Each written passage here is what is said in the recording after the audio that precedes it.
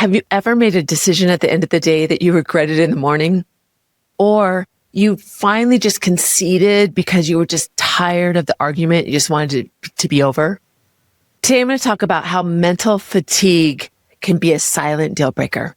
Stay where you are. Welcome to How to Get What You Want.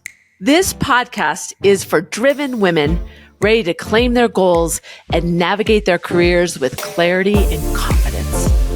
Join me as we explore real stories, tools, and strategies to help you steer your career exactly where you want to go. Let's get started on helping you get what you want. Hey friend, welcome. I'm so happy that you made the choice to be here today.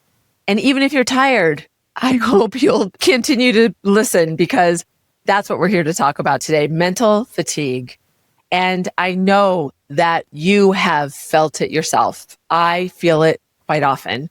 I've actually gotten pretty good at when I feel mentally fatigued to just go take a 15-minute nap. And I feel so much better because I've learned that it impedes my ability to make decisions. It doesn't allow me to listen. There's a lot of things that it does to me. So I want to talk about that because it can be a deal breaker. It can impede the way you make decisions. And it's important to be aware of it. We think that our decisions are logical. And so no matter where we are from our mental capacity, that we'll make the same choice. But that's not true. It impairs our ability to really make good decisions, and fatigue makes us want to just make the decision and move on. So that is not always the best decision. So we avoid challenges and we avoid opportunities because we're just tired. We're just tired. You know the problem here, right? Because we've all faced it. We all face it on a regular basis. There's so much to do. So decision fatigue, when you have too many choices, I want to break this down a little bit. When you have too many choices, what happens is your cognitive ability slows down. You have too much to do, so you don't know what to focus on.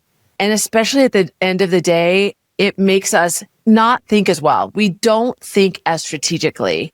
Leaders and executives almost always make more conservative decisions at the end of the day because they're frankly just tired and they just want to make a decision. So a conservative decision in their mind is better than a bad decision because they might be able to make a change in the future. And what happens is when you are cognitively overloaded, you make snap judgments. You're overwhelmed. You go to the easiest option and you bypass analysis.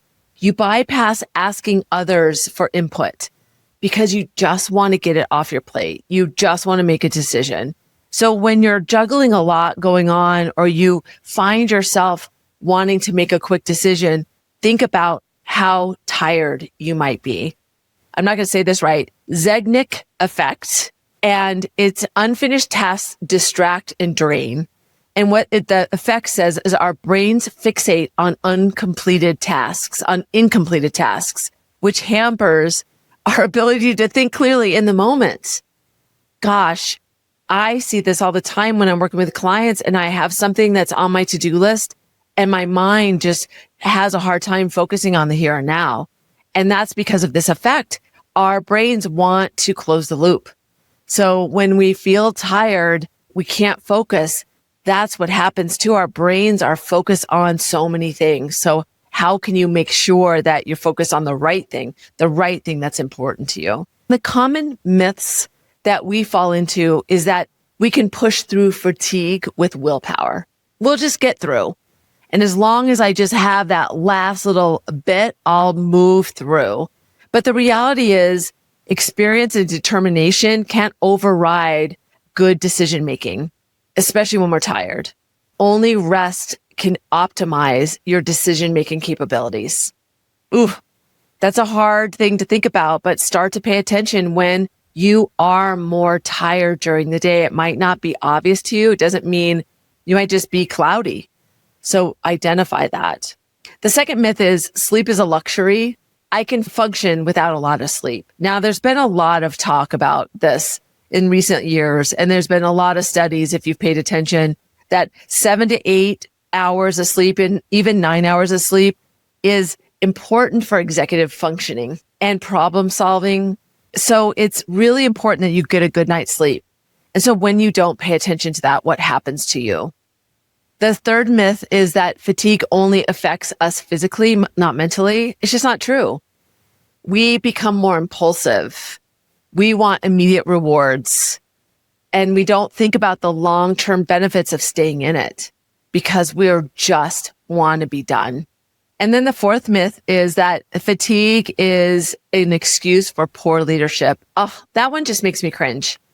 How could anybody think that it's okay? You know what? I'm tired. I'm not going to have our one-on-one, or I'm not going to think through how can I show up better for the one-on-one because I'm tired. I feel like there's a culture of we're just so busy. How are you? Oh, I'm just so busy. I'm just so tired. It's acceptable to be that way. And that's not okay. So when you are fatigued, you're tired, you're not showing up as the best leader that you can be. You ignore when people don't do what they're supposed to do because you just don't want to deal with it. So great negotiators think about fatigue. They think about when they're at their best, and they don't believe the myths because they know that when they're in a complex negotiation, that they need to be smart and they need to stay in it. So they recognize when they need more sleep or when they need to recover so that they can be at their best. I'll share a few stories when we come back.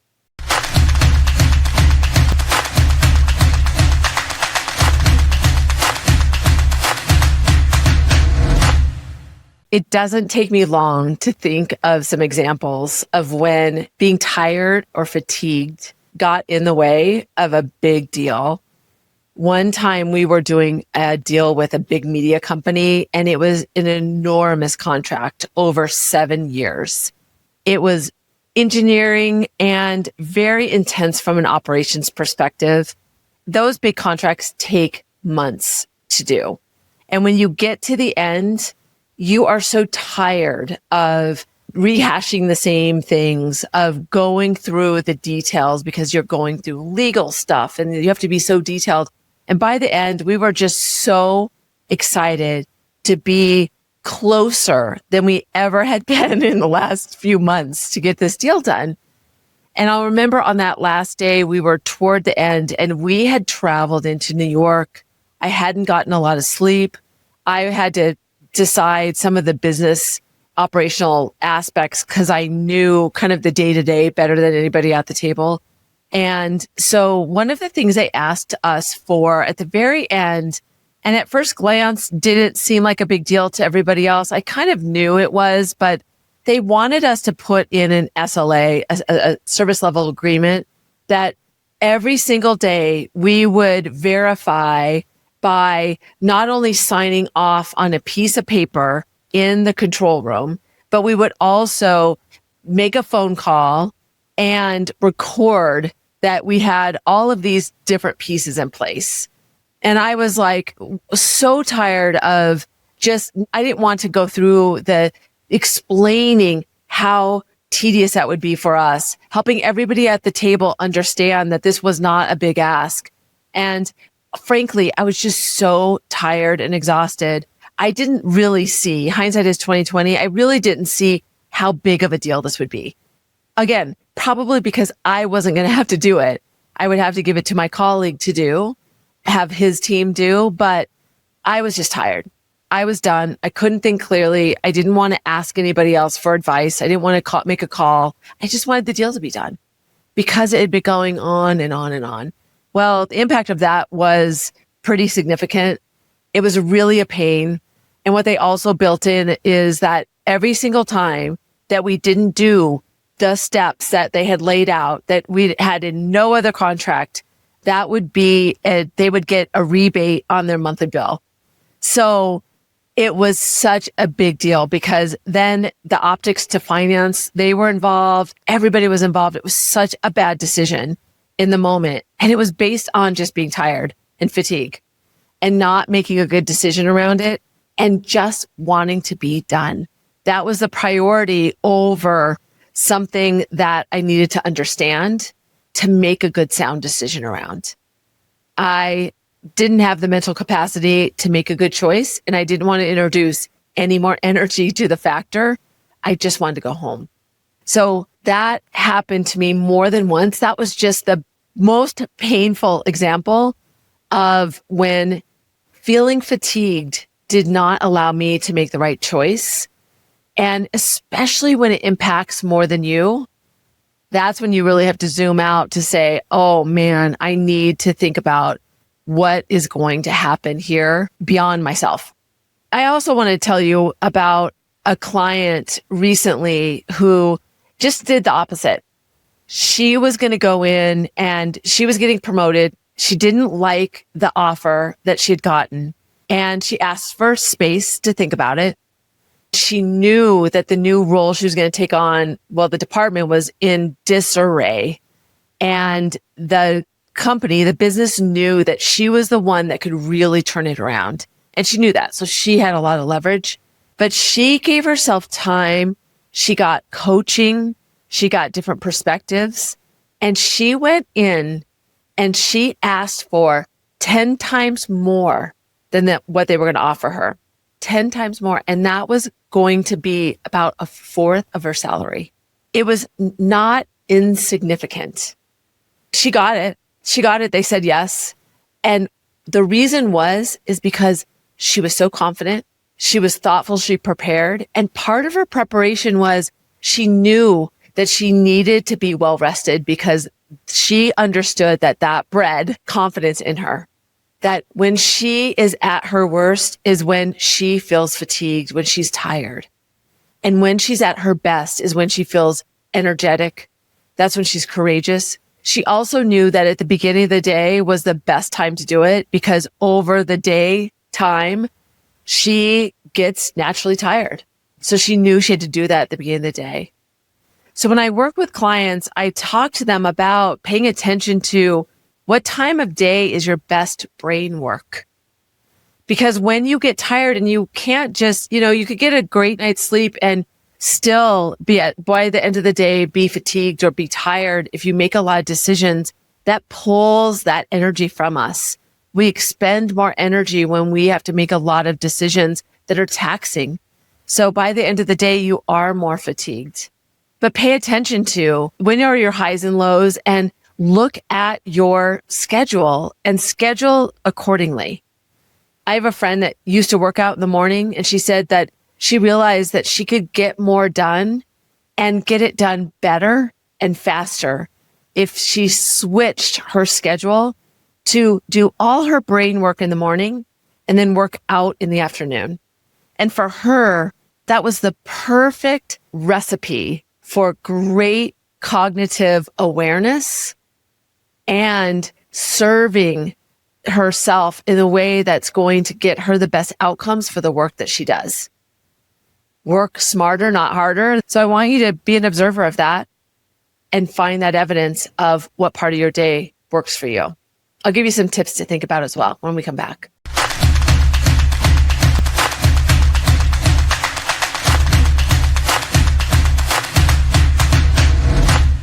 I really want to heighten your awareness around when are you feeling tired and what can you do about it. And I'll give you 3 tips, and I want you to be thinking about what is your mental capacity at different times in your day and what's coming up for you that's high stakes that you can consider. How do you need to show up for that? So the first tip is to anchor to protect against decision fatigue. So anchoring is this idea of being really clear about what's important to you and just throwing it out so that you anchor the idea or the range so that people, get really close to what you want. In this tip, I want you to think about anchoring for yourself. So when you know that something's coming up for you, I want you to decide exactly what the outcome is. What is the most important piece of it, and anchor that for yourself. And don't allow yourself in that moment to veer off from that. Anchor that as the thing that you're going to walk away and just say, no deal, if you don't get. Because when you are tired, and that can happen, you will concede quickly. So every time you go into something that's really important to you, think about anchoring for yourself the thing that's most important to you. And that is something that you're not going to negotiate away from. The second tip is to use strategic silence when you feel yourself tired.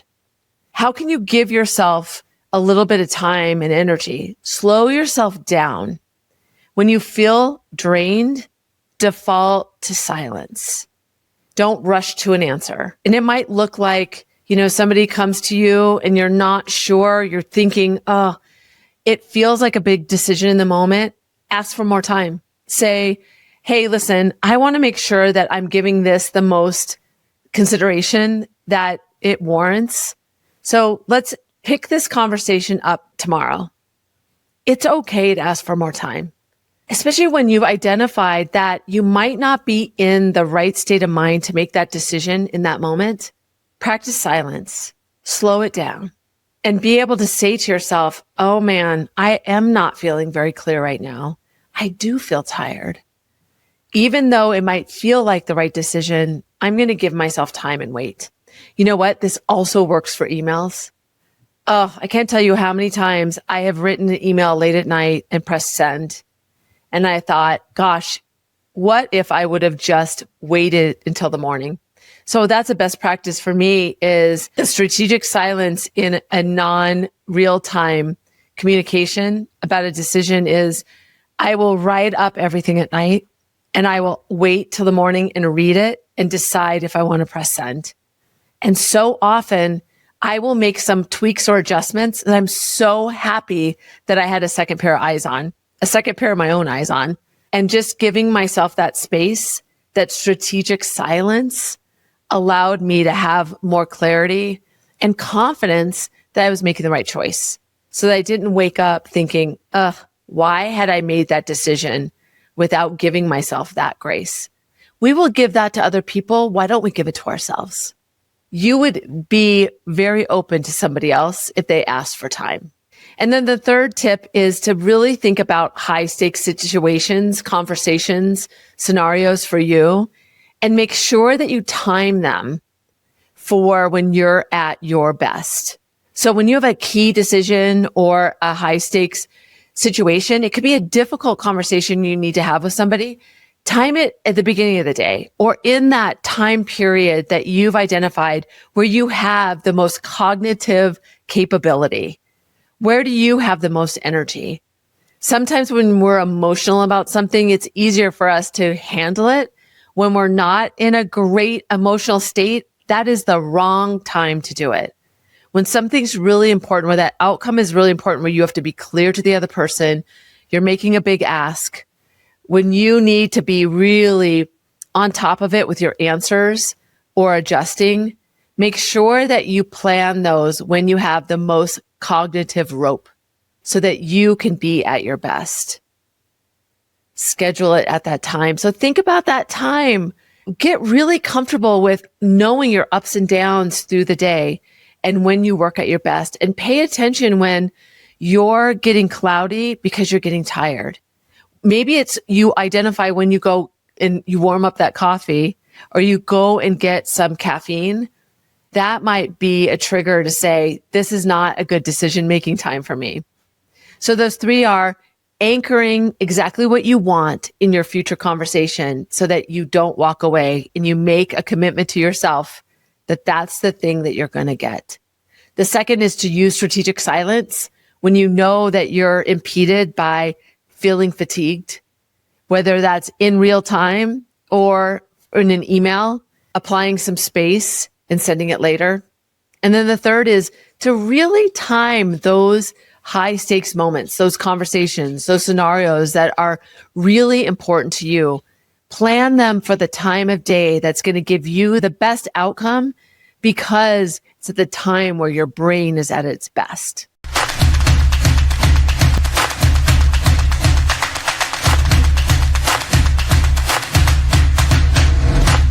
I want you to think about this.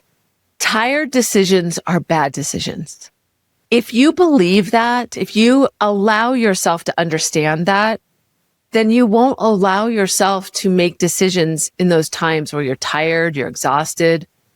When you feel like that answer is just the easiest one to get to, really good negotiators plan and practice their arguments so that they can protect their energy in the moment and they can be really present at that time.